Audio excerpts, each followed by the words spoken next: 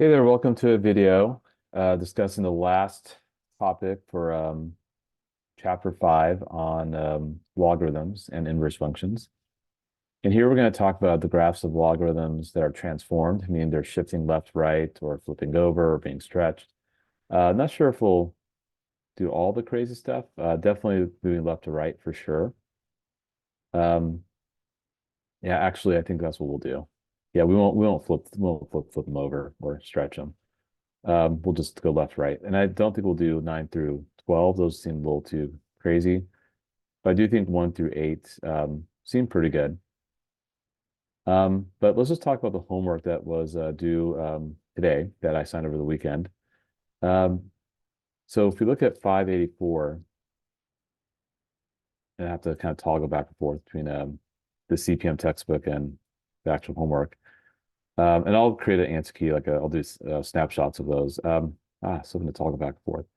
Well, one possible answer for 84 is 2 to the x plus 15.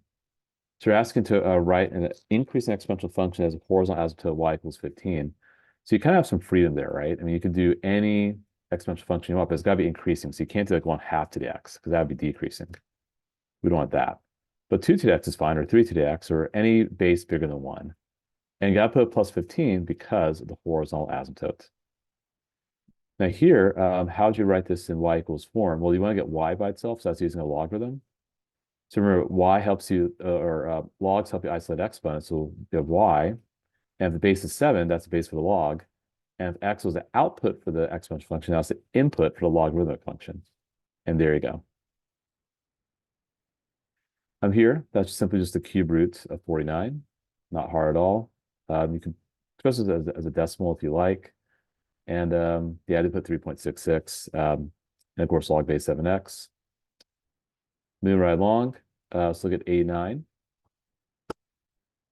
Now for number 89, here are the solutions.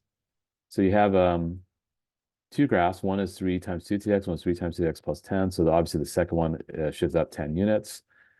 And then the part B is asking, suppose the first equation is written like that, and the graph shifts up b units. What is the new equation? Well, then you just put plus b at the end. That's all. It's just that simple. So put plus b at the end. Don't overthink it. And again, for part A, the second equation shifted up 10 units. For 97, you're asked to solve for x. These should be pretty easy. 25 equals x to 1 power, so x is 25. Here, 9 equals 3 to the x. X is 2. Here, x equals 7 cubed. Here, x equals 3 to the 1/2 power. Here, x, nope, sorry, 27 equals x cubed. That's 3. And by the way, if we're going back to part C again, that's going to be 343, I believe. And here, 10,000 equals 10 to the x power. X is going to be 4. And we can double check the answer key really quickly with that. Make sure we got all these. That's going to be the next one, I think. Answers.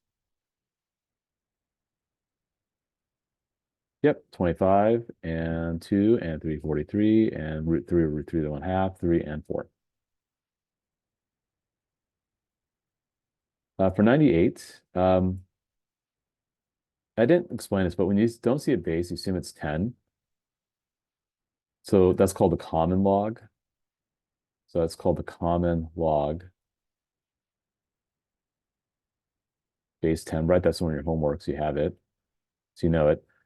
Set it equal to, say, x. So 0.3 equals 10 to the x power. Well, x has to be less than 1 to make that work, right? Because 10 to the 1 power is 10, and you have 0.3 on the other side. So that's how you could justify it. You can just do that. And you don't need a calculator for that at all. And I think the answer key will say something of that sort. Yeah, there we go. I mean, they have log 0.1 as -1. I guess that's true because 0.1 is 1/10. And 10 to the -1 power is 1/10, right? Moving right along. What else we got? 99, solve. So that's where, yeah, you definitely use calculate for that one. So you write like this, log base 1.04 of 2 equals x. Use the calculator. Yeah, you should get 17.673. There we go. So 17.673. And the last is this true? The answer is no, not true. So let's say we set each is equal to different variables. Say x and log base 2, 3 equals, say, y. 2 equals 3 to the x power.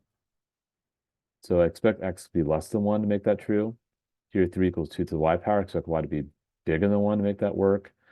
So yeah, they're not the same. And I think that's at 102. Yeah, that's exactly what they show there. And then there are some of the extra practice problems. We did those. I'll produce a separate answer key for that, put that in Schoology if you want to check it out. And remember, just when you go to Schoology, you can find all the answer keys right here. Just click on Unit 1 folder, click on Solution Keys. And you can see I don't have 5.4 yet, but I will create screenshots of that and put up all the answers I just shared with you guys, and of course, the ones for the extra practice. So now for the topic at hand, graphing logarithms. Now, this won't be on our test next week, but we do have to talk about this, and it'll be on a test, test 3, when we revisit logs, probably late February, early March is my guess. But we should talk about it. And then homework, which is right here, is actually not from the CPM textbook. It's actually some supplemental problems we created. Actually, I think Ms. Wong created, so thank you, Ms. Wong, for that.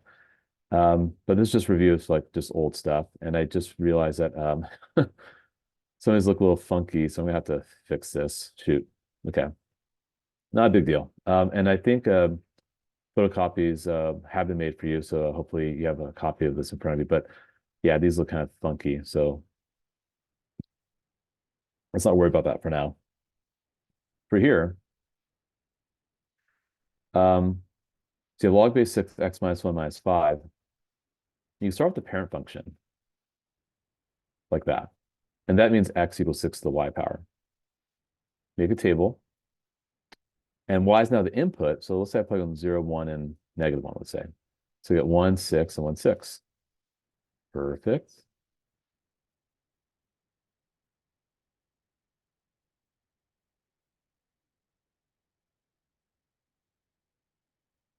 And there you go.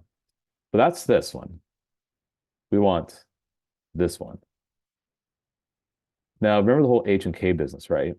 Y equals a on the outside, and then you have a base, x minus h plus k. So the whole h and k stuff still works. H in this case would be 1, and k in this case would be -5, because you see x minus 1, so there's 1 at h's place. You see -5 on the outside is -5 in k's place. We're going to go 1 right. So you have to add 1 to all the x values. And then subtract 5 to all the y values, because k is -5. So your new table is going to look like this now. 2, 7, and 7, 6, because you're adding 1 to 1, 6. -5, -4, and -6. Let me erase the red curve. And let's do a new one in green. So 2, -5. 7, -4. And 7, 6, -6. And there is a vertical asymptote x equals 1. It does shift. You can't log 0, by the way, because 6 to some power can't equal 0. That's impossible. So 1 is going to be our boundary, and you can't have 1 but be bigger than 1. Domain is x is bigger than 1. Range is all real numbers. And remember also we've been talking about interval notation.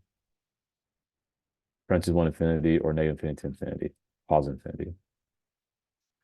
So that's how number 1 is done. And the rest are all just very, very similar. I'll do one more, and the rest of this will count as homework, as well as this homework as well.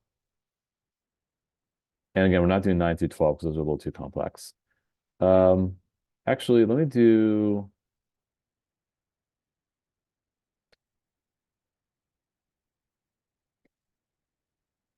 Let me do 6. Just something a little different. So our parent function is y equals log base 5x without h and k business. X equals 5 to the y power.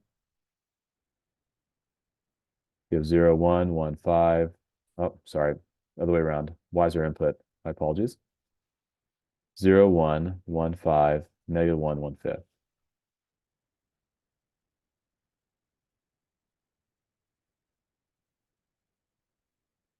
There's your parent function.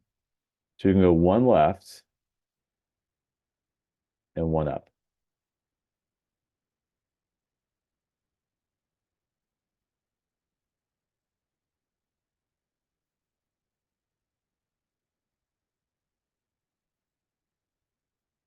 So you're going to have to take 1 away from here.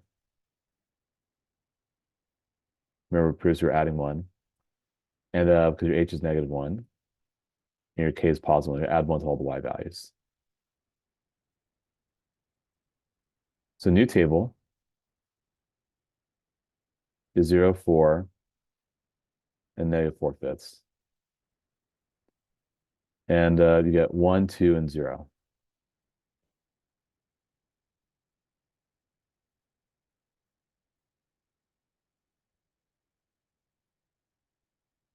And there you go.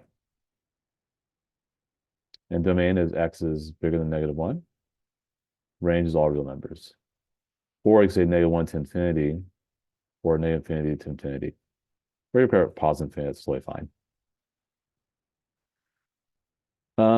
And again, you don't have to interval notation on the test. If you write it with inequalities, that's fine, or all real numbers. But I want to expose you to this because we are going to eventually have to do this later on. Yeah, this is just review of old stuff. I'll make sure that you guys have the answer key so you can check it out. I don't want to go through these so you guys can actually practice, but we're going to rewrite exponential logarithmic form, or the other way around, inverse equations. And again, sorry for these boxes, I'll have to fix that. Evaluating without a calculator. Yeah, this just looks a little funny. Actually, probably show you, where is it? Google Drive.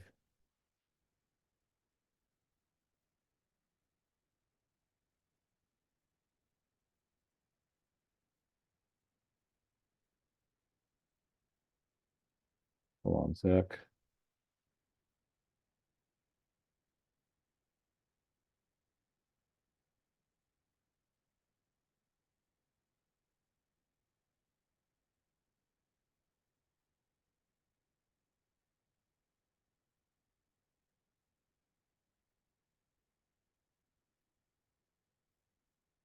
So yeah, that's how that all looks. So if you have a chance to work on that, make sure you guys have the answer key, and that is it for the video.